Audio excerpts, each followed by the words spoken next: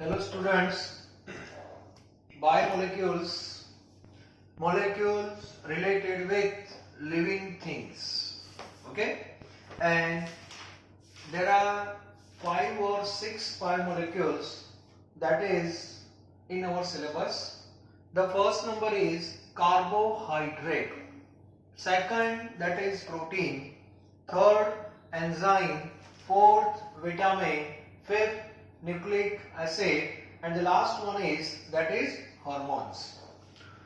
So in carbohydrate we already discussed about monosaccharide like glucose, that is in detail, how glucose prepared in laboratory as well as in industry. Then there are two types of structure of glucose. Number one, that is open chain, and number two, that is cyclic.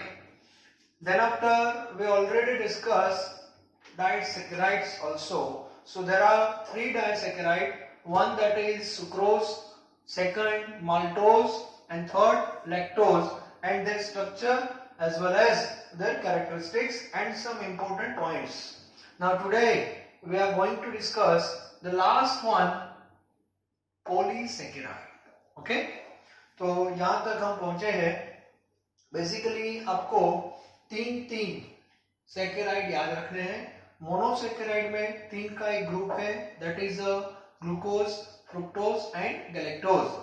Disaccharide भी तीन है, that is sucrose, maltose and lactose. Now again we have three polysaccharide, one that is starch, first one that is starch,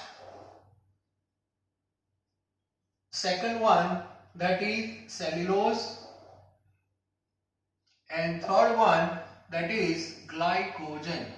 Okay, so here also three polysaccharide. Now important is starch and cellulose, both are very important, and you already heard name starch and cellulose in different chapters. Okay, तो सबसे पहले concept है polysaccharide that is like polymer. Polysaccharide that is like polymer, but they are known as biopolymer. Polymer पूरा chapter हमने पढ़ लिया है. Okay, now we know polymer made up of different number of monomers. तो ये भी polymer ही है, तो which is also made up of monomer. तो आपको ये क्लियर होना चाहिए कि ये जो है वो भी मोनोमर से ही बनता है. Now question is which monomer? So normally we know after hydrolysis of polysaccharide we have number of units of monosaccharide. Generally which monosaccharide? That is glucose. तो ज्यादातर आप देखना जितने भी पॉलीसैकेराइड हमारे पास है उसमें से ग्लूकोज ही आपको मिलेगा. ओके, तो बेसिकली ये जो ग्लूकोज है वही मोनोमर है इसका. और मैंने पॉलीमर में आपको बता दिया था, पॉलीमर पढ़ना है तो उसका मोनोमर क्लियर होना चाहिए, और मोनोमर हमारा क्लियर है, दैट इज ग्लूकोज. लेकिन ग्लूकोज दो है, अल्फा और बीटा. तो हम चेक करेंगे अल्फा कहाँ पे है और बीटा कहाँ पे है. Now first polysaccharide that is starch. First जो है that is starch. Now starch has two component.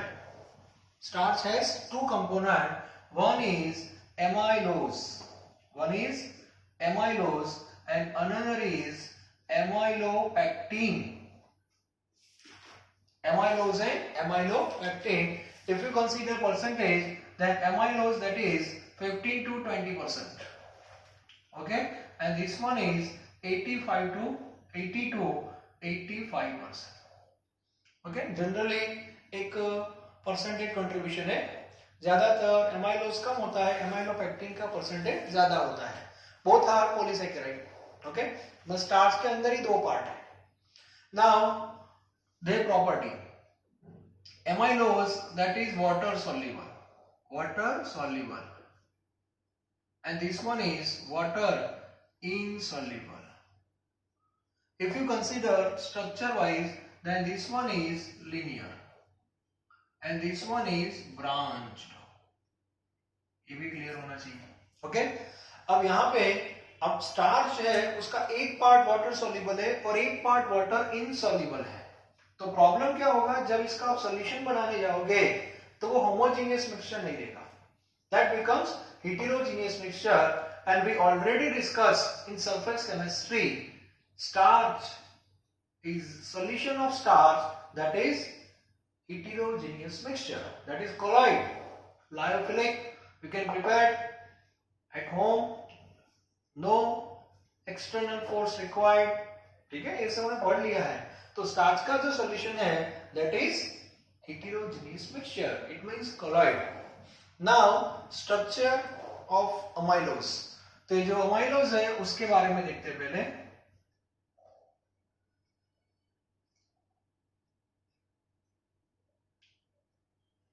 amylose, yes, सबसे पहले प्रैक्टिकल से प्रूव हुआ है, after hydrolysis of starch we have monosaccharide, which monosaccharide, alpha glucose, तो यहाँ पे अल्फा ग्लूकोज की पूरी चेन है और ये चेन कैसी होगी, लिनियर विदाउट ब्रांच।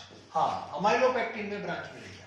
सबसे पहले अमाइलोज की बात करते हैं, ठीक है, तो स्टार्च में अल्फा ग्लूकोज पहले क्लियर होना चाहिए, हावर्थ प्रोजेक्शन फॉर्मूला, तो फिर से एक बार देख लो, एक ग्लूकोज है, first that is anomeric carbon, alpha glucose की बात कर रहा हूं, तो OH कहां पे होगा, नीचे, H ऊपर, same OH, H reverse, again same H, और 6 पे कौन होगा, CH2OH। So this is the structure of alpha glucose.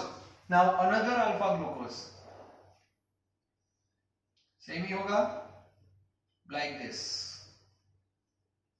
okay, here OH, H, OH, H, OH, H, OH, H and CH2OH. This is also alpha.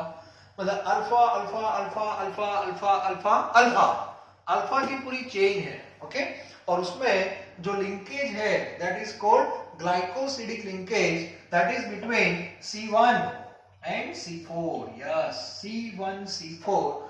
तो आगे जैसे disaccharide पढ़ा है हमने, उस बेस पे लिंकेज हो गया, ठीक है, तो यहाँ पे C1OC4 लिंकेज हो गया, यहाँ भी सेम लिंकेज होगा, C1OC4 C1OC4 C1OC4 like this. So this is a linear chain of amylose, clear होना चाहिए। Now what about amylopectin? amylopectin जो है वो ब्रांच्ड है, इसका मीनिंग क्या हुआ, मान लो कि ये चेन आगे बढ़ रही है, ठीक है, ये कौन सा नंबर है, फर्स्ट, अब यहां पे नीचे एक दूसरी चेन है,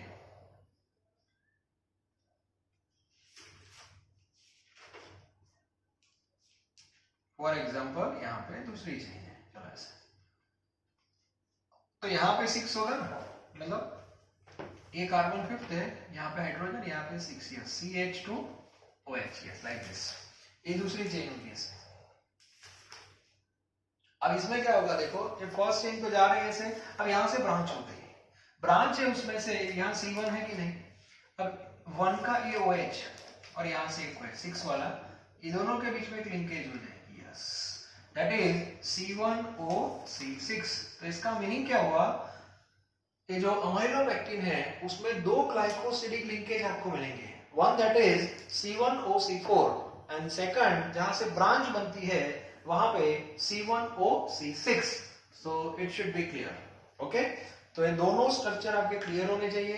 एग्जाम में स्टार्च है that is very very important because it contains two component, one is amylose, second is amylopectin, their properties, their percentage and their structure, okay, और उसका डायग्राम क्लियर होना चाहिए।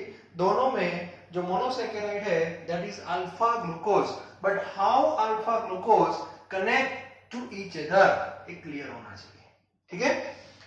सो स्टार्च आपका कंप्लीट हो गया। Now what about cellulose? Starch है that is available from plants, actually वो हम खाते हैं ना अमेरिकन मकाई, हाँ, उसमें स्टार्च होता है, ठीक है, क्लियर होना चाहिए। उसके बाद सेकंड जो पॉलीसेकेराइड है दैट इज सेल्यूलोज, ओके। अब सेल्यूलोज के बारे में थोड़ा पढ़ लेते हैं, सेल्यूलोज क्या है वो भी आपको पता है। सेल वॉल, सेल वॉल जो है that is made up of cellulose. तो सेल्यूलोज जो है उसमें Second one, cellulose. A भी polysaccharide है, that is also made up of monosaccharide, but here monosaccharide is beta glucose, not alpha glucose. Now what about beta glucose?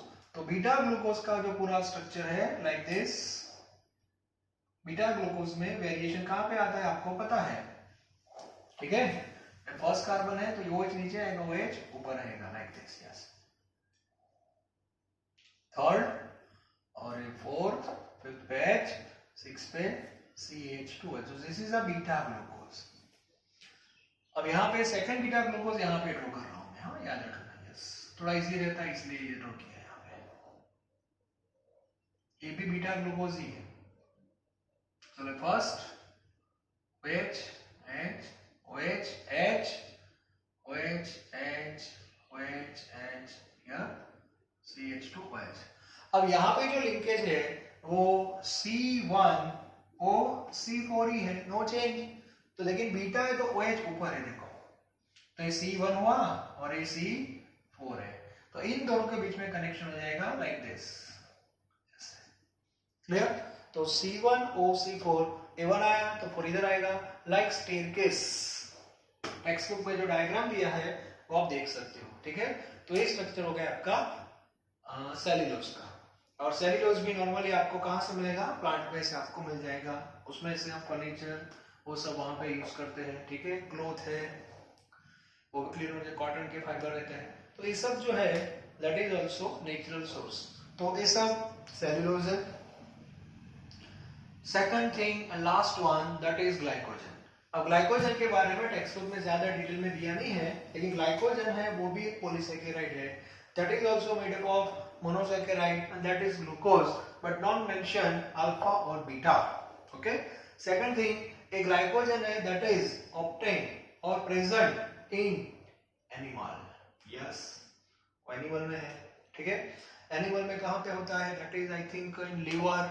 और वहां जो enzyme हमारे है वो उसका हाइड्रोलिसिस करते हैं और वहां से आपको ग्लूकोज मिलता है, ठीक है. तो ये भी क्लियर होना चाहिए. तो इस बेस पे टेक्स्ट बुक में इंस्ट्रक्शन है. बहुत सिंपल टॉपिक है आज का, पॉलीसैकेराइड. पॉलीमर पूरा चैप्टर पढ़ लिया आपने, तो पॉलीसैकेराइड आपके लिए ज्यादा कॉम्प्लिकेशन नहीं है. एक ग्रुप वाले बच्चे हैं उनको भी कोई टेंशन नहीं लेना है कि सर ये सब क्या है. Monosaccharide should be clear. Monosaccharide आपका क्लियर है तो डायपोली अपने आप क्लियर हो जाएंगे. Polysaccharide means polymer that is like train. और ट्रेन कैसे बनती है, डिब्बे से बनती है. और डिब्बा है दैट इज मोनोमर. तो ये आपका क्लियर होना चाहिए, ठीक है. फिर से एक बार मैं बता दूं, मोनोसैकेराइड 3 थे, ग्लूकोज, फ्रुक्टोज और गैलेक्टोज. डाइसैकेराइड भी 3 है, that is sucrose, maltose and lactose. Disaccharide है उसमें 2-3 पॉइंट्स नए थे आपके लिए, that is mutarotation and reducing और नॉन रिड्यूसिंग शुगर. तो ये भी क्लियर होना चाहिए आपके. रिड्यूसिंग किसको बोलते हैं, नॉन रिड्यूसिंग. सुक्रोज है उसको नॉन रिड्यूसिंग बोलते हैं क्योंकि इसका जो फॉर्मेशन होता है ग्लूकोज और फ्रुक्टोज से, तो वहां पे दोनों के एनोमेरिक कार्बन यूज हो जाते हैं for the preparation of glycosidic linkage. Clear. और ब्लास्ट में जो 2 थे, माल्टोज और लैक्टोज में ऐसा नहीं हो रहा है. Therefore both are known as reducing sugar. Beta rotation का कॉन्सेप्ट अल्फा बीटा के लिए है. जिसके अल्फा बीटा फॉर्म है वो बीटा रोटेशन दे सकते हैं, अदरवाइज नॉट, ठीक है. ये भी क्लियर होना चाहिए. तो वहां पे 3 एग्जांपल है, यहाँ पे 3 एग्जांपल है, स्टार्च है, सेल्यूलोज है और ग्लाइकोजन है. तो ये टॉपिक थोड़ा ऐसे भी आप याद रख सकते हो. 3 एग्जांपल सेट कर दो, अपने आप क्लियर हो जाएगा, ठीक है. तो आज हमारा first biomolecule that is carbohydrate वो हम कंप्लीट कर रहे हैं, ठीक है. और नेक्स्ट लेक्चर से हम एक नया पॉलीसैकेराइड स्टार्ट करने वाले हैं and that is protein. Clear. Okay. Thank you very very much.